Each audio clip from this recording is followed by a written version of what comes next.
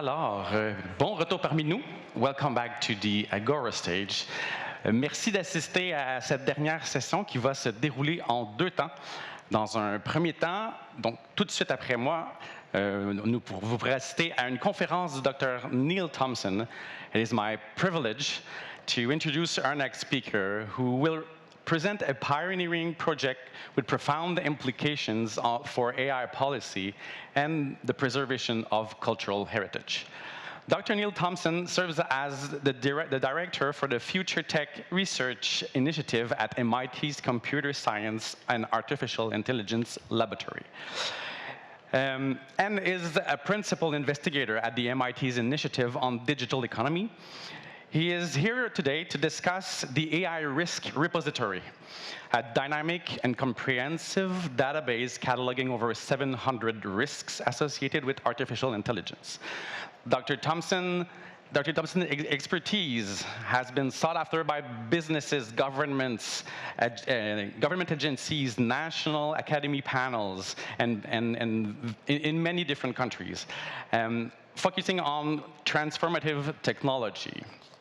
With his interdisciplinary expertise spanning computer science, statistics, economics, and public policy, Dr. Thompson brings a distinctive viewpoint on the challenges and possibilities that AI technology represents. In today's presentation, he will delve into the development of the AI Risk Repository and highlight key findings from their research. Particularly relevant to our audience will be the discussion on how this resource can inform the development of cultural policies in an AI-driven future. Dr. Thompson, the floor is yours.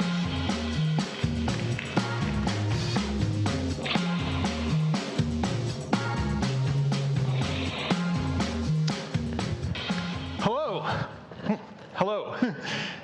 Bonjour à tous. It's my pleasure to be here. I grew up in Canada, and even though I'm now based in the United States, it's lovely to be back and to talk to you about something that my lab has been working on for the last year and that we're really excited to share with you. And that is an analysis of AI risks, and in particular, trying to create a comprehensive repository that will allow individuals, policymakers, folks within business that are thinking about the importance of AI and want to understand the risks that they need to be thinking about, a place to actually go and get this information and also contribute if you think we've missed something. Okay, so I want to start today with an example. So in 2019, a museum in Florida created an AI Salvador Dali to be with the guests when they came in, so that he could interact with them, he could tell them about his work, and it was a success. It was written up in the newspapers. This was fantastic success. But of course, as I'm sure you've already heard earlier today, right, you can also imagine that this poses a bunch of risks. So some, I think, come to mind quite quickly, right? We've become very accustomed to thinking about deepfakes. But there are also other things.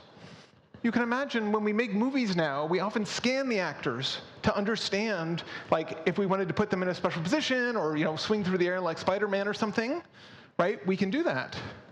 Well, what happens if you scan them in the first movie and you're like, we'd really like to make a sequel.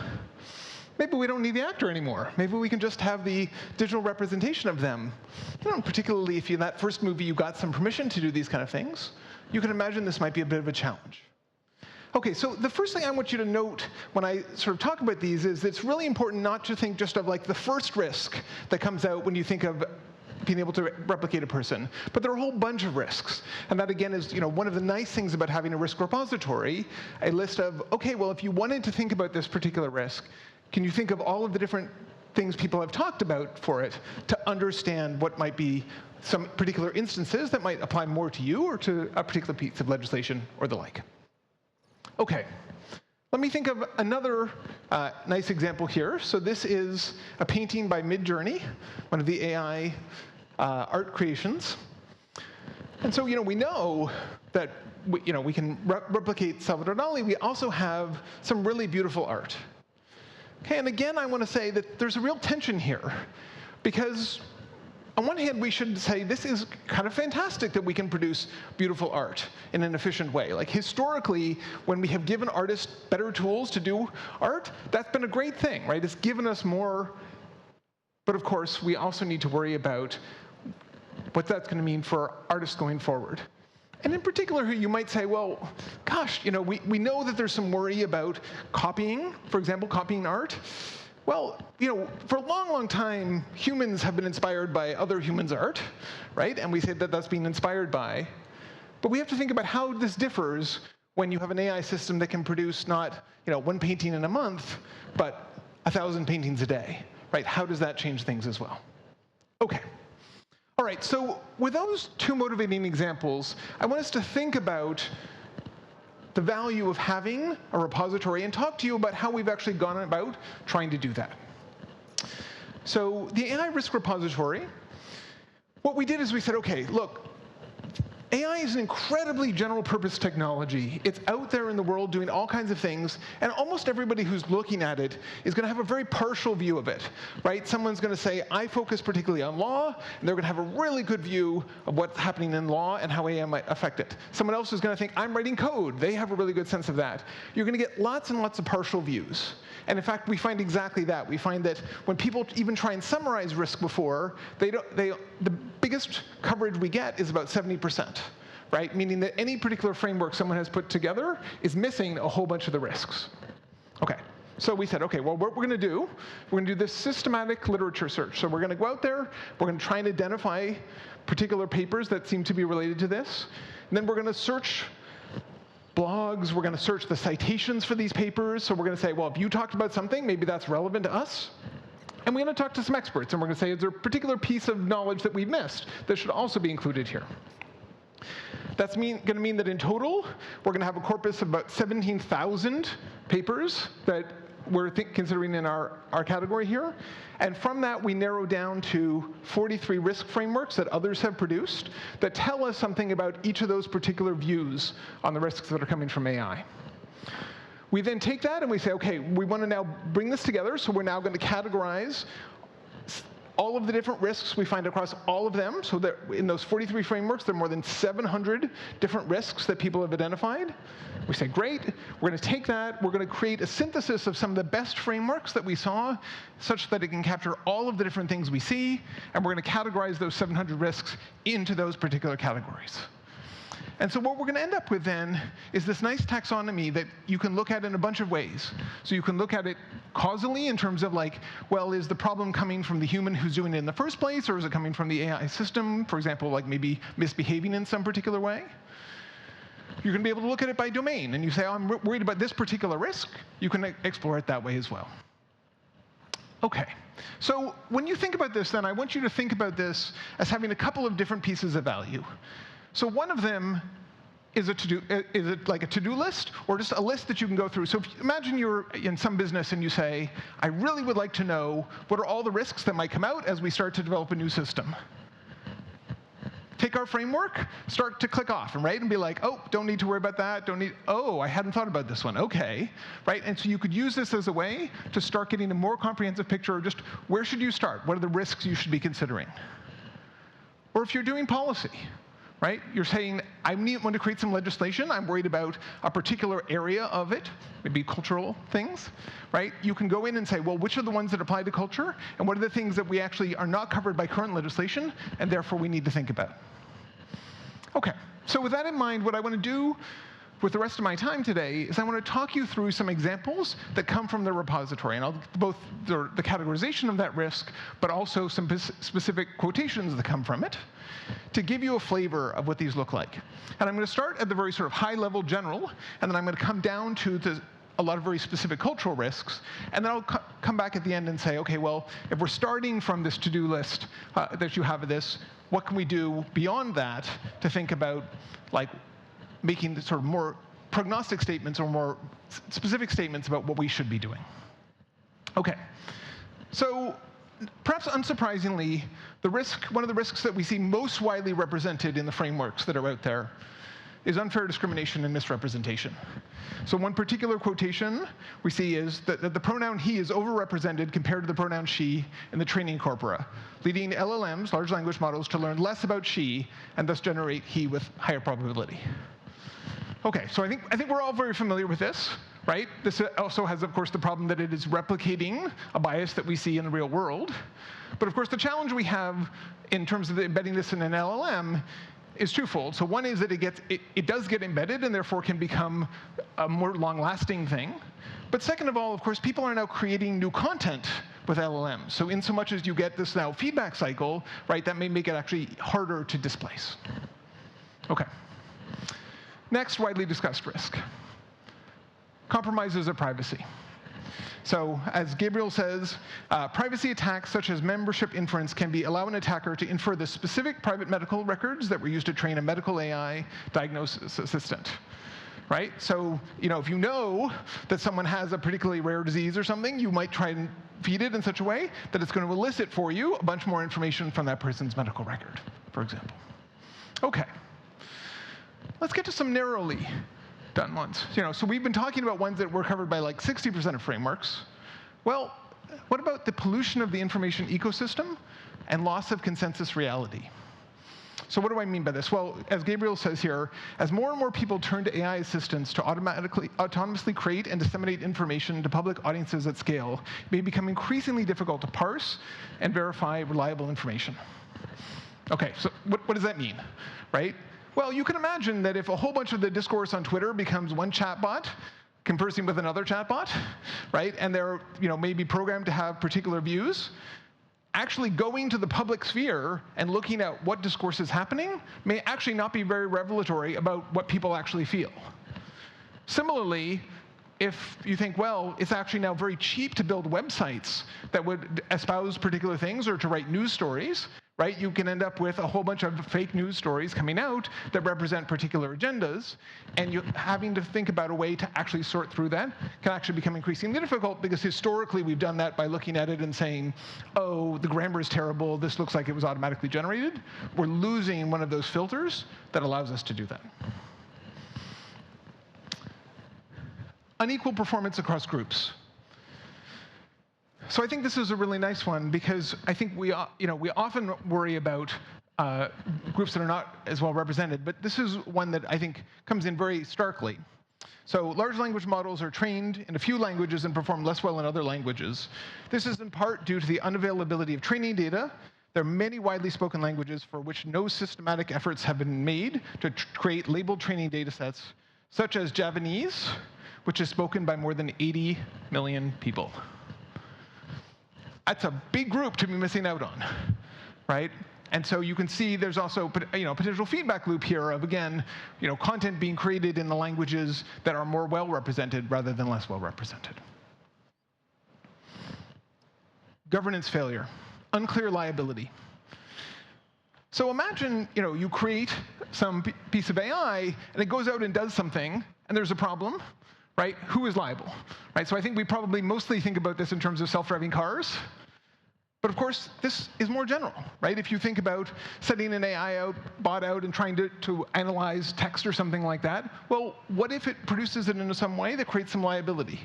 And you should worry about this on both sides, right? If you say, well, it shouldn't have any liability if you didn't intend to do it, right? You can end up with big problems where, there's a real harm to someone else, and there isn't liability. That could hurt the people who are being taken from.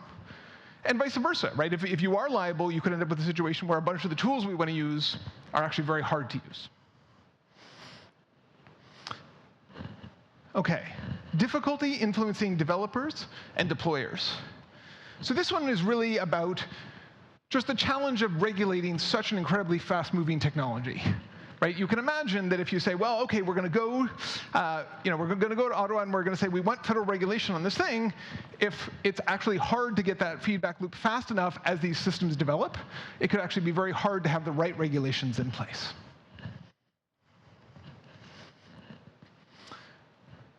Mass unemployment. Right? So this is sort of a perennial risk, and I would say not a specific cultural one, although it obviously has a bunch of implications for culture as well. So I want to be a little bit careful on this one because, my lab, amongst others, has done a bunch of work trying to quantify actually how much unemployment we should expect to see, right? And certainly some of the biggest numbers that you see out there are probably overstatements of how fast this is going to happen. But this technology is also evolving, and it could evolve in interesting ways, and so we should still be thinking about this one as well. Similarly, worsening existing inequalities. So if you think about saying, okay, well, maybe we don't get systematic mass unemployment, but we still do get a situation where this empowerment that comes with these tools, right? AI is a powerful tool, means that you might have some people who actually do incredibly well from it, the people who control it, right, or have particularly valuable outcomes from it, and other people might not. That could widen the gap between the ones who do and do not have these systems. Decreased job quality and security. So as Wirtz and all say, social AI risks particularly refer to the loss of jobs due to increasing automation, reflecting a growing resistance by employees towards the integration of AI. Okay, so I think this one is particularly relevant if you're in a business, right? Because if you're in a business and you say like, oh, we have all of these wonderful people, and I have this great plan that is going to embed all of their expertise and content into a system that's going to replace them all, you might imagine there's going to be some resistance to that, right? And from a policy point of view, of course, we want to think about this because there might be real advantages to doing that, right? Having, for example, a system that can read X-rays incredibly well is actually very valuable to society, right? But we also want to think about, well, how are we going to transition those people, or how are we going to actually have that process be a smooth one? Expropriation of cultural value. So we hinted at this earlier with our particular examples, but appropriating, using, or reproducing content or data, mostly from minority groups in an insensitive way, without content or fair compensation. Right? You can imagine these systems particularly benefit from training examples that are unusual, that show them something interesting and exciting that can be captured. Right? If the original artist produces something like that, and all of the value goes to a system that then takes that, produces a bunch of other things, right? That decreases the incentive to actually have that interesting work on the front end. Extraction of copyright-protected works. The memorization effect of a large language model on training data can enable users to extract certain copyrighted protected content that belongs to the training data. Right, so I think probably the most famous example of this right now is with the New York Times. So the New York Times has gone and said, hey, wait a minute, right? They've accused ChatGPT of saying, if you feed it the right prompt, this actually reproduces verbatim stories or parts of stories that were written in the New York Times. That's pretty worrisome, right? That should be copyright protected material. If it's not being protected, you should worry about that. And then lastly, on the cultural risks here, I want to talk about stymieing creativity. So let me read this first and then give you my favorite example from the academic literature about this. So Wildinger says, if a language model prediction was a credible substitute for a particular example of human creativity, otherwise protected by copyright, this potentially allows such work to be replaced without the author's copyright. Okay, that's a little vague. Let me get to a specific example that I really like. So it turns out, if you go back to 1800, right, people were producing operas in Italy, and in different parts of Italy, there were better copyright and less good copyright. And it turns out that in the areas with less good copyright, and in particular earlier where there was not good copyright anywhere, you see a ton of copycat operas, none of which are very good, right? So someone writes something, if someone likes it, everybody copies it. Then the person who actually came up with the new thing doesn't get much benefit. They don't spend much time. And you get lots of little incremental changes, not much benefit. You introduce copyright, and all of a sudden you have people investing a lot more in much bigger and more interesting works. Right? So for those who are interested in this particular example, I will point you to Petra Moser, a really wonderful scholar at NYU who's done this work, but I just want to highlight the importance of this. Okay. All right, so I just want to wrap up by then talking about how we hope that you will engage with us. So our next steps here are we're going to say, right now we've given you a list of the risks that are coming here.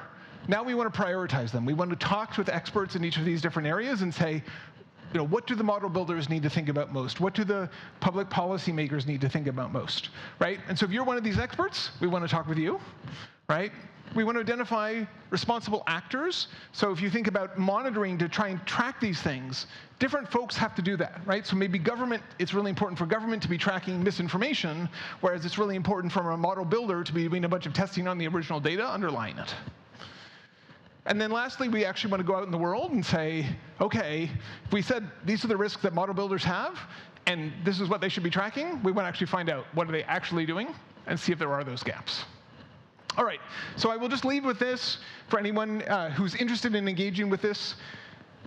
We have a preprint out. You can sort of read how we created this, what it covers. You can explore our database, right? If there's a particular risk that you're interested in, you can click in on it and see 20, 30 different examples that come from people talking about that particular type of risk, so you can actually dig into it. Visit our website. Just look up AI Risk Repository MIT. You'll find us. And there's a feedback form on there. If there's something we've missed, if you think there's something important, please come and give us some feedback. We'd love to hear from you. Thanks.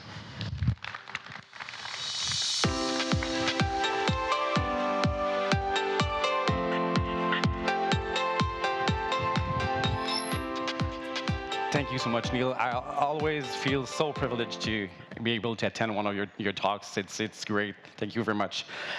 It will now be the time for our last panel discussion of the day. But before that, I would like to thank all of you for being here today with us in the Agora.